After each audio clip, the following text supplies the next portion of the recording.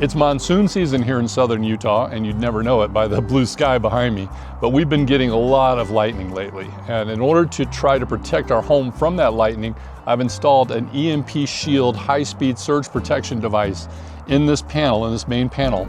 And we also have EMP-hardened inverters for our solar, as well as other redundancies to try and stave off the potential of a strike on our array and not letting that get through the whole entire system, frying everything, including all of our electronics in the house. So it's a complex system of different devices, but we are trying to do one thing at a time to prevent lightning strike damage, a potential for a coronal mass injection, as well as a potential nuclear EMP, which is probably in descending order, being lightning the number one, coronal mass injection number two threat, and then nuclear EMP being way down on the probability list. Nonetheless, a lot of the infrastructure protection that you can build in will protect against all three. So let me pull this panel off and I'll show you this device. Hey little baby, come here. Don't you get lost in those rocks. All right. So here is the EMP Shield. And this little wire runs over to this little box that has the LEDs that are lit up. It's hard to see in the sunlight. But that is telling me that this is connected properly and it is protecting. So these devices are used in a lot of military installation. They've been tested. I'll link the test materials down below. It's pretty impressive. And guys, do your own research, but you can go to the EMP Shield website and check out all of the backup information for these devices. I'm so impressed with the potential of this protecting our home that I'm also going to install one on my diesel truck, which we'll go do here in just a second. Very simple installation. You could also put these on your backup generators. You could put them on your solar equipment. There's lots of redundancies you could use these for. You know, it's a layered approach. The more things you have protected, the better your chance of surviving all of these multiple different threat vectors. This one EMP Shield is not a be-all, end-all protection for everything on the ranch. Clearly, this is just for the home. And these are tested at, I think, a billionth of a second. And I'll link the report down below. It's pretty impressive. But this protects the main load panel here in the house, which would probably prevent a big surge from going in and frying computers and all of our other electronics in the home. But it's not going to protect my truck, so we're going to install one on my truck as well. It's not going to protect my ATV, my heavy equipment, our generators down at our other properties. All of those could use their own dedicated device like this. These are about $300 to $400, so you have to do this in little baby steps, or just protect the main thing. You know, if there is a major disaster like an EMP or coronal mass injection, you're probably going to lose a lot anyway. Society is going to be in disarray for some period of time. The best thing you can do is have at least one primary part of your main living infrastructure protected, which is what we're trying to do here. The main thing is to protect our refrigerators, hopefully our communication devices, our computers, other things inside the house, which would really help alleviate the stress of an event like that. So let me just put this back together and then we'll go install one on the truck. I'll show you how easy this really is.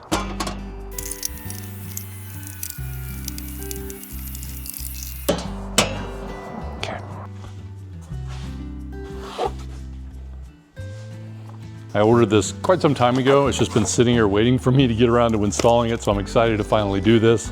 The box just comes with your device wrapped up in plastic and well secured, as well as a little instruction manual there.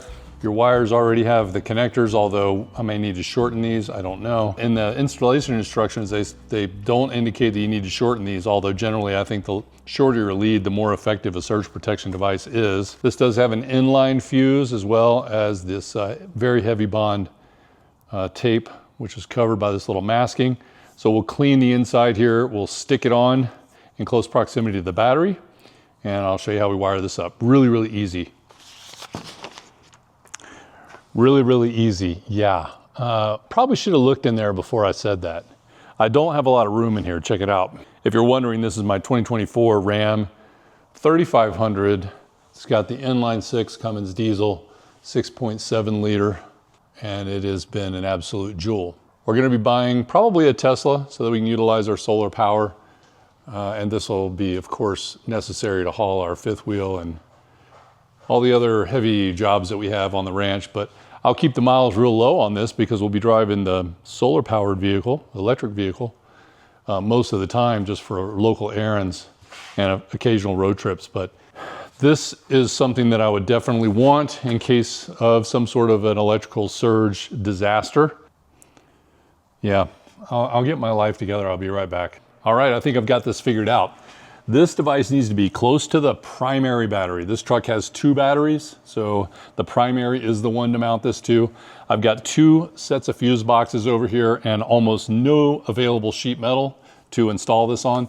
It comes with this very heavy bond tape, which is actually hook and loop, as you can see, that makes it really easy to take off and put back on if you've got sufficient painted area to stick this to, which I don't.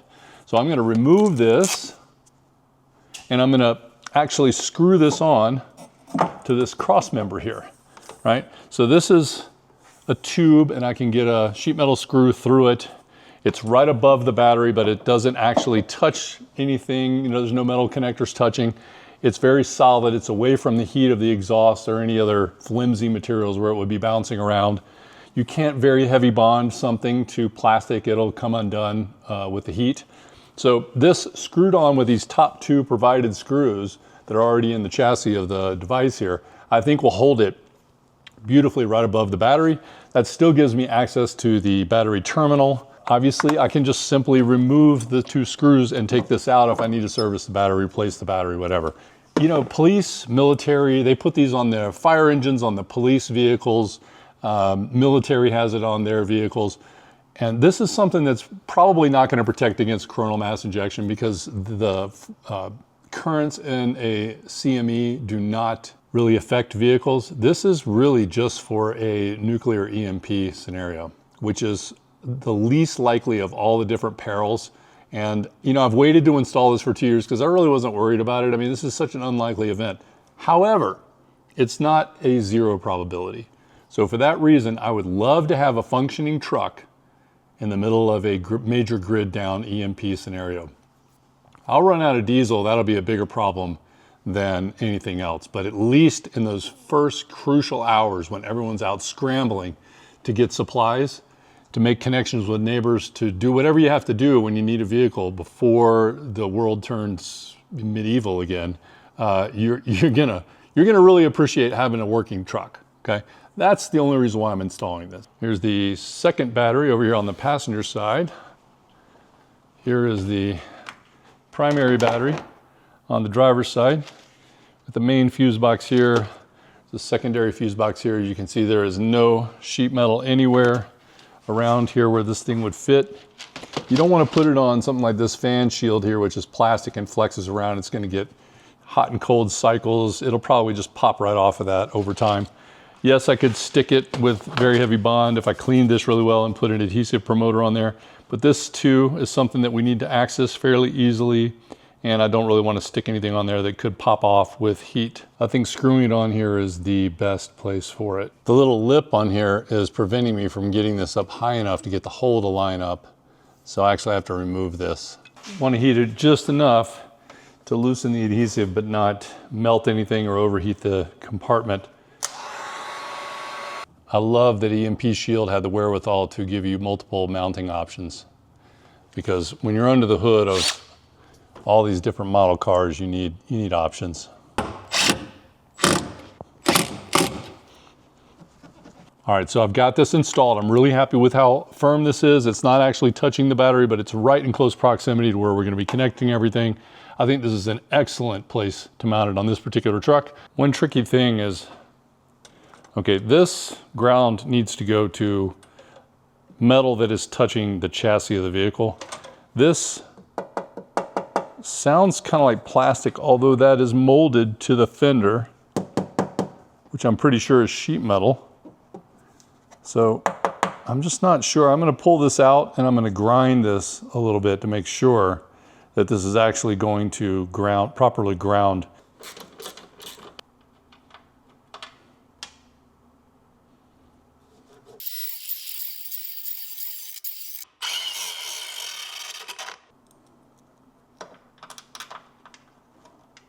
I ground a bunch off. I'll shoot that with a little spot of paint here in a second. We've got our ground here onto the chassis. Now we're going to go to the neutral on the negative side of the battery here. Tap into this.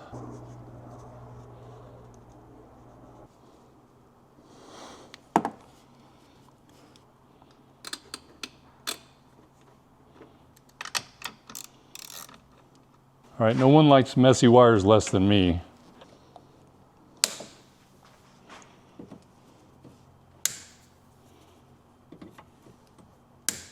Okay, just using a little painter's tape to mask off this little area where I ground that down to bare metal. I'm just gonna touch that up with a little flat black paint.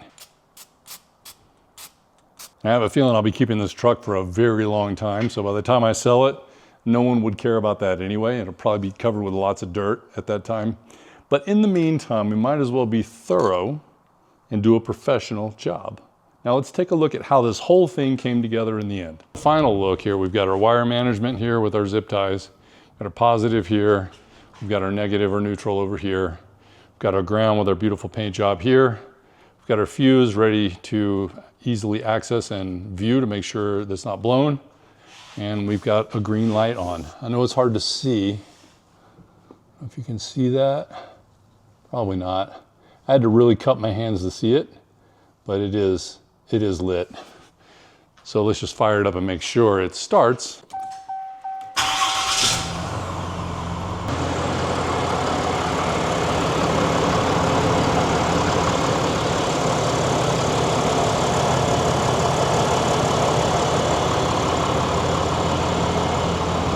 Well, I feel a lot better knowing that this puppy is protected against an EMP strike, and I think that it'll probably work. You know, there's no way to know for sure. We can read the test data, we can read the reports and know that they tested it to military spec. We know that a lot of police, fire, military vehicles have this installed, so there's a pretty good likelihood that this is a legit product and it will work if I need it to. So we've got our truck protected, we've got our main panel on the house protecting all the electronics inside the house, and we have the EMP hardened inverters as well as the DC disconnects, and that is where we are so far. And we'll continue to add and bolster this system as we go. So please tune in if you like to subscribe to this channel and you like off-grid content, survival, solar, power, and all that kind of stuff. Go ahead and subscribe and give it a thumbs up if you haven't already. It really helps the channel. I appreciate that. And if you want to see that video where we had that big storm and the lightning strike that took out our wells, I'll leave that video right up here or in the description.